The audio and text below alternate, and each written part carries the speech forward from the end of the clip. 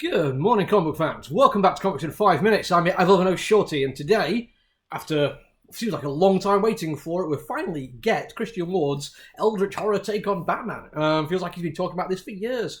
And there's going to be a few givens on this one. First off, it's the big format Black Label, which I'm still not a fan of. I personally think, after reading Batman Gargoyle of Gotham, you can do amazing, intricate, beautiful textured artwork in a regular size comic book, and maybe, if you really want to, put it in a nice big format one later so people can get it in an absolutely brilliant thing to take home with them. That is fine by me. This slightly oversized thing to monthly collectors is just a little bit awkward and a little bit cumbersome. But what it is a way of showing off artwork. That's the entire point of it. And Christian Ward is, by this point in his career, literally a master of his craft. I can't think of many people who are better than him. There are things he does which are just spectacular on a basic level, and then he elevates them whenever he just feels like it, apparently. The story is pretty solid here too, and I feel like I'm downplaying that a little bit, but I think I have to. Christian Ward is something I mainly go to for his art. It's really nice that he's taking more of a punt at writing. The last thing he did where he was a writer on it was Bloodstained Teeth, like it's the last one I've read of his, and it was a good enough comic book. I actually really thoroughly enjoyed it. I've got every single issue at home. But it was a little bit Bad Guy of the Week, a little bit Season 1 and 2 Buffy. And that's fine. Episodic storytelling is brilliant in its way, and it can be used really effectively to tell counter stories where you do have this Bad Guy of the Week. But I think in comic books, when you're playing with form that we know he can do in terms of storytelling, there's more to do there. Here he has taken that, he is going a little bit further. I like that. We're going to carry on talking about the art for a little bit though, because just me saying he's amazing isn't really enough. I'm going to tell you exactly why he's amazing. First off, his colour palette is second to none. He absolutely demolishes everyone else when he does this kind of thing. And there are people who I absolutely respect, like Mike Spicer and like Jordi Belair, who are fantastic colourists. I think the difference is he's created the entire thing from the ground up. He knows exactly what he's doing. He does tend to play around with certain colours more than others. He's a big fan of greens, blues and reds, so that's fine. I like those colours myself. But he uses them in really, really good ways. He's great at showing contrasting colours, and having Two-Face in is really fantastic. He has this really nice thing of having the bad side of Two-Face actually existing further from the physical body. Like, there are almost ethereal, otherworldly lines emanating from that side of him, and I really, really like that he commits to that. And he also is great for doing timing.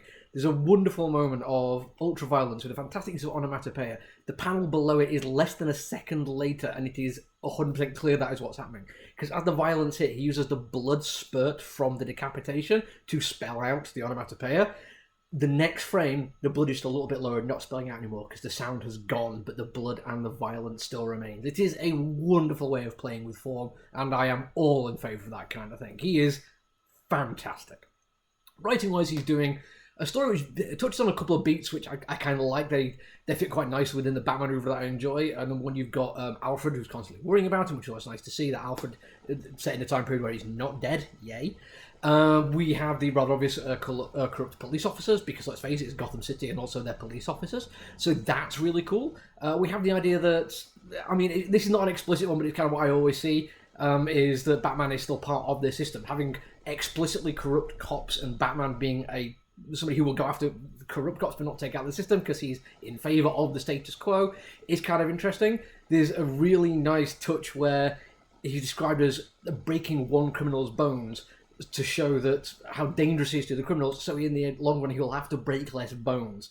This is a justification which has historical precedent. The person who created the Gatling machine gun thought he would create something which would mean less people would die by creating a fully automatic machine gun. Because hell, why would anyone want to go and fight against an army which has these things? It's a justification which has flaws in it. Logically, it's not sound, but I totally believe that Batman would believe that. It's brilliant. The thing he does do that is a bit different, which I quite like, is he touches on some Eldritch Horror kind of things. Not 100%. What we mainly have is a setup for Eldritch Horror. What we have is a Batman-like creature, Batman Bellows is referred to, which looks vaguely Cthulhu-esque, but Eldritch Horror isn't just about creatures with tentacles and weird wings and doing violence. Yes, there are cults which exist in our world who think they're doing what a Lovecraftian or Eldritch monster would want them to do. That is its own level of horror, and we have the Court of the Owls set up in here, which seem to be that kind of grouping, and that works absolutely fine. But Eldritch Horror is bigger than that. Like, the entire scariness of this overarching pantheon from Lovecraft is the idea that this evil exists and doesn't care about us. It is the fear of an uncaring universe. That there are things bigger than we can control and we will die regardless. I like that as horror, I really do. And I think if anyone was going to pull this off with Batman, based on some of the stuff he's done with Aquaman recently, I think it's going to be Christian Ward. I think this is just an issue with setting it all up, and the payoff is going to be superb. I really hope that's the case, because I don't like buying these in single issues. I'm going to wait for the big hardback collection so it can look way cooler on my shelf, and it means I'm not going to find out how it ends for quite some time. But I've got faith in Christian. He is absolutely spectacular what he does, and I can't wait to see how it ends. That's it for me now. I've gone a little bit over today, but there's a couple of new things to review this week, so make sure you hit the like and subscribe thing if you want to get the rest of my reviews this week. Until then, though, look after each other, everyone. Stay safe. Bye.